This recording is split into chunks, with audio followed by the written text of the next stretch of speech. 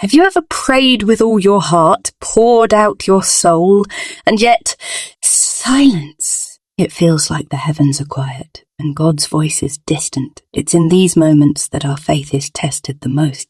But here's the truth.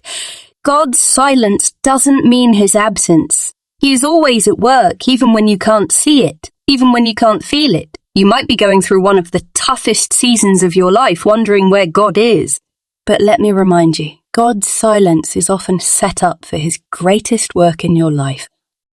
Imagine, just for a moment, the story of a great composer. He sits down to write his masterpiece, and for hours on end, there's no sound. The audience grows anxious, thinking maybe he has nothing left to create. But then, suddenly, a symphony begins. Not just any song, but a piece that takes the breath away, more beautiful and powerful than anything anyone expected. That's what God's silence is like. He's not done. He's preparing the masterpiece of your life, working out every note, every rhythm, every beat, so when it starts, it will leave you in awe. The Bible is full of moments where God seems silent, but behind the scenes he's doing his greatest work. Take Joseph, for instance, the dreamer who had visions of greatness. He saw himself as a leader, standing tall while others bowed down to him. But what happens next in his life? His brothers betray him. He's sold into slavery. He's thrown into prison, accused of a crime he didn't commit. For years, Joseph's life was one long stretch of silence. Where were the dreams? Where was the promise of leadership? But God's silence was not his absence. In that prison cell, Joseph's faith was growing. His character was being refined. And when the time was right, God elevated him to the highest position in Egypt, second only to Pharaoh. What would have happened if Joseph had given up during the silence? What if he had assumed that God had forgotten him? But Joseph held on, and God worked through the silence to bring about one of the most incredible stories of redemption and deliverance in history. The hardest part of silence is waiting. Oh, how our human nature rebels against it. We live in a world where everything is instant. Instant food, instant communication, instant gratification. We send a text, and within seconds we expect a reply. But God doesn't work on our timetable. His timing is perfect, but it rarely aligns with our expectations. Waiting on God requires a level of trust and patience that many of us struggle with. It's in the waiting that we either grow or we give up. In Isaiah 40:31, we're given a promise. But those who wait on the Lord shall renew their strength. They will soar on wings like eagles. They will run and not grow weary. They will walk and not faint. God's silence is not meant to break you. It's meant to build you. When we wait on him, he promises that we will be strengthened. Like an eagle soaring above the storm, we will rise above our circumstances. But it requires faith. It requires trust that he knows what he's doing even when we can't see it. Take a moment. Reflect on your own life. Think about the times when you felt like God was silent. Maybe it's right now. Maybe it's right now. Maybe you're in the middle of a storm and you've been praying for relief, but it hasn't come. I want to encourage you. Don't let the silence make you doubt his goodness. Just because you can't hear him doesn't mean he isn't working. He's working in ways you can't see, moving pieces into place that you don't even know about yet. Let's dive deeper into the Bible, where God's silence often served a purpose. After the Israelites were freed from Egypt, they found themselves wandering in the wilderness. For 40 years, they walked in circles. It must have felt like God had forgotten them. Where was the promised land? Where was the abundant life they were supposed to inherit? But during those years, God wasn't silent to punish them. He was teaching them. In Deuteronomy 8:2, we read, "Remember how the Lord your God led you all the way in the wilderness these 40 years, to humble and test you in order to know what was in your heart, whether or not you would keep his commands." God uses silence to test our hearts, to see if we will continue to trust him even when we can't hear his voice or see his hand at work. Here's the thing about silence. It's uncomfortable, but growth happens in discomfort. Think about how muscles are built. You go to the gym, lift heavy weights and tear down the muscle fibers. It's in the tearing and the resting that muscles grow stronger. The same is true of our faith. When we walk through seasons of silence, our faith muscles are being torn and stretched. It hurts, but in the end, we come out stronger, more resilient, more in tune with God's heart.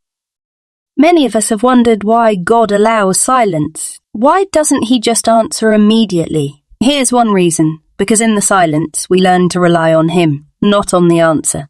If God answered every prayer instantly, we would start treating Him like a vending machine, pushing buttons to get what we want. But God desires a relationship with us, a deep, trusting relationship, and relationships are built in the waiting.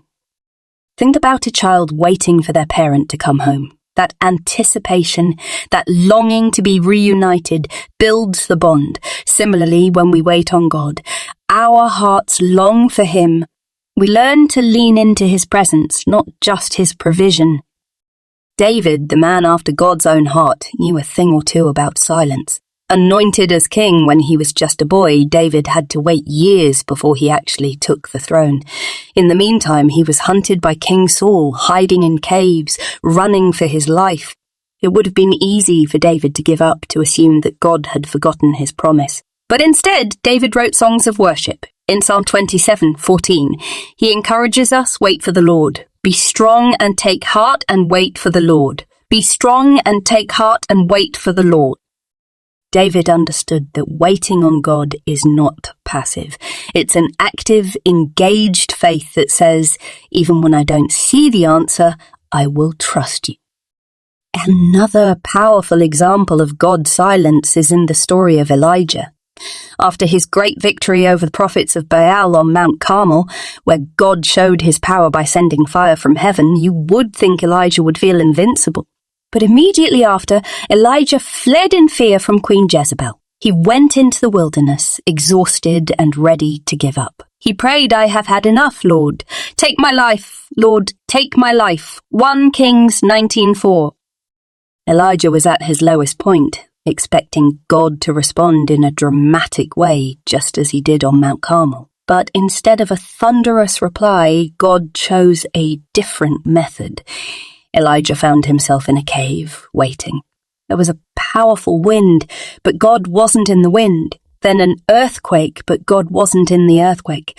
Finally a fire, but God wasn't in the fire either. And after all the noise and chaos, there was a whisper, a still, small voice.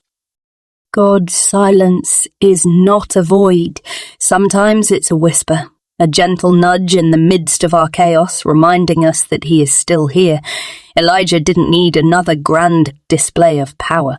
He needed the quiet assurance of God's presence. Sometimes we expect God to speak in dramatic ways, but often He chooses to speak in the quiet moments of our hearts. Are you listening for the whisper?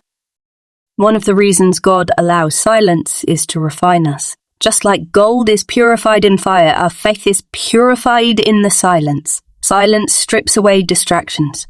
It forces us to focus on what truly matters. When we're surrounded by noise, it's easy to lose sight of God, but in the quiet, we're left with only Him. In those silent seasons, God refines our character, our motives, and our hearts. He's preparing us for something greater, just like He did with Joseph, Moses, and David. But we must be willing to stay in the fire long enough for the refining process to be complete. Think about Moses. He spent 40 years in the desert after fleeing Egypt. 40 years of silence. During that time, God was refining him, preparing him to lead the Israelites out of slavery. Moses may have felt forgotten, but God was shaping him into the leader he needed to be. There's a special power in perseverance, in continuing to move forward even when you can't see the way. James 1:2-4 tells us, "Consider it pure joy, my brothers and sisters, whenever you face trials of many kinds, because you know that the testing of your faith produces perseverance. Let perseverance finish its work so that you may be mature and complete, not lacking anything." Perseverance is not easy, but it's necessary. It's in the waiting, in the silence, that perseverance is formed. It's in the moments when we want to give up that God calls us to press on. He's developing maturity in us, making us complete.